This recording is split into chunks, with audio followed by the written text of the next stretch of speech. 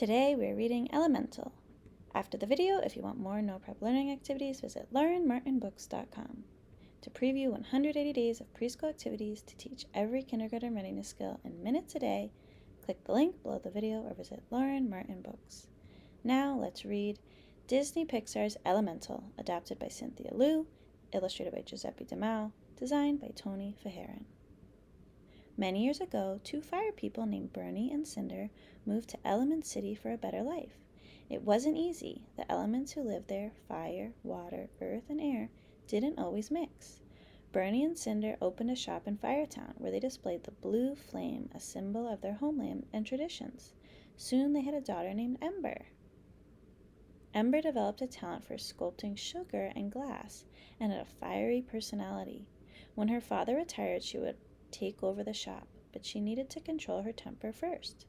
Today was the shop's red dot sale. If Ember could calmly run the sale, she would prove to her father that she was ready.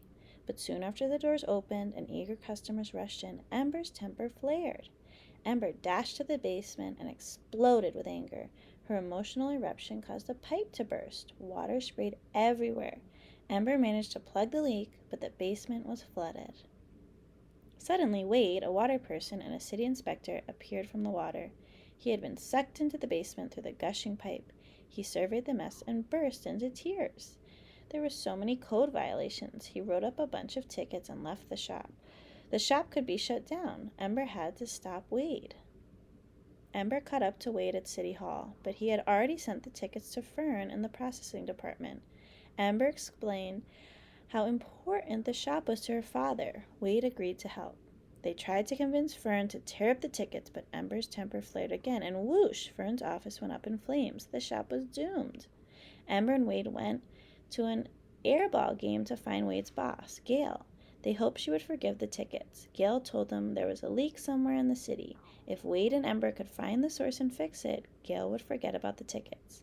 But if they failed, Bernie's shop would be shut down. While searching for the leak, Ember spotted Garden Central Station. She told Wade that her father had taken her there as a child to see the unique Vivisteria flowers, but they were denied entry because their fire was too dangerous.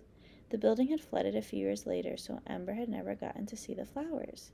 Just then, Wade spotted a broken gate near a canal, the source of the leak. Ember and Wade temporarily blocked the gate with some sandbags, but those wouldn't hold the water for long. At the beach, Ember and Wade filled more sandbags. While they worked, Ember worried about her father's shop. What if she failed? And what would Bernie think of her spending time with a water person? Wade noticed that the sand beneath Ember had melted and turned into glass. She picked up the glass and shaped it into a Vivisteria flower. Suddenly, Ember realized how they could fix the leak. Back at the gate, she melted the sand to create a glass dam. It sealed the doors. The next night, Ember visited Wade and his family. She impressed everyone by turning a broken glass pitcher into a work of art. Afterward, they played the crying game. Players tried to make their opponents cry using only words. During Wade's turn, he told Ember how much he cared about her. A teardrop rolled down Ember's cheek. Wade won. Just then, Gail called. The leak was fixed. The shop was saved. Before they left, Wade's mother encouraged Ember to be an intern for her friend's glassmaking company. How exciting, but what about her father's shop? Back at home, Bernie announced that he was finally retiring.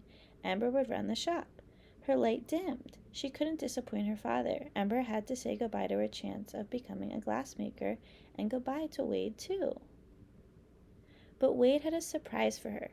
He took her to the entrance of a flooded tunnel where Gail was waiting.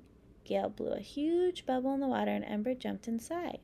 Wade took Ember to see the Vivisteria flowers at the flooded Garden Central Station. Ember's light made the flowers bloom. It was a magical evening, but it wasn't enough to make Ember choose Wade over her family. They had sacrificed so much to leave their home and come to Element City. At the grand opening of Ember's fireplace, Bernie passed the blue flame to his daughter. Suddenly, Wade appeared and encouraged Ember to tell Bernie how she really felt about taking over the shop. Then Bernie discovered it was Ember who had burst the pipes. To make matters worse, Wade told Ember that he loved her. Ember was torn between what her heart wanted and her sense of duty to her family. She asked Wade to leave. Bernie took back the blue flame from Ember. He would no longer retire. Heartbroken, Ember drove away, glancing back at Element City in the distance. A glint of light there caught her attention. It was a piece of glass from her dam. It had broken, and a giant wave was rushing toward Firetown. She raced home to warn everyone. The blue flame was in the shop. Ember jumped inside just as Wade arrived to help. Together they saved the precious heirloom, but the dangerous waters flooded the shop, trapping Wade and Ember in a small room. Ember's heart made Wade boil, and he began to evaporate. "I love you, Wade," Ember said. They hugged goodbye. Wade was gone. Ember's family dug through the debris and rescued her. She finally admitted that the shop was her father's dream, not hers. Bernie told Ember that the shop was never the dream. Ember was the dream. Suddenly, a single drop of water fell into a bucket. Ember remembered the crying game. She spoke all the words that had made Wade cry. Then, the water drops fell harder. Ember's parents joined in the game, and before long, Wade was back. He embraced Ember. Her light had never burned brighter. Soon, Ember got an internship at the best glass design company in the world. She and Wade were leaving Element City for an exciting new life together. Ember waved goodbye to their families. She was finally following her own dreams and her heart. Who are the characters in this story? How are the characters the same and different? What is the main problem and solution? How would you summarize the book to someone who hasn't read it yet? What happened first, next, then, and last? Does this story remind you of something else you have read or watched? How are they the same and different? Use paper and drawing materials or the notepad in your phone or device to draw or write about one or more of the characters or events in the story. Just like Ember has a dream, draw what your dream is, who you feel like is relying on you, and who is supporting your dream. For more free learning activities, visit LaurenMartinBooks.com. Please like, subscribe, share, and click Lauren Martin Books below the video to enjoy more read-along stories. Click the Amazon link below the video to buy the book or support the author by leaving a review. You can review this book on Amazon even if you don't buy it, and it will simply show up without the verified purchase stamp. Thank you for reading with me.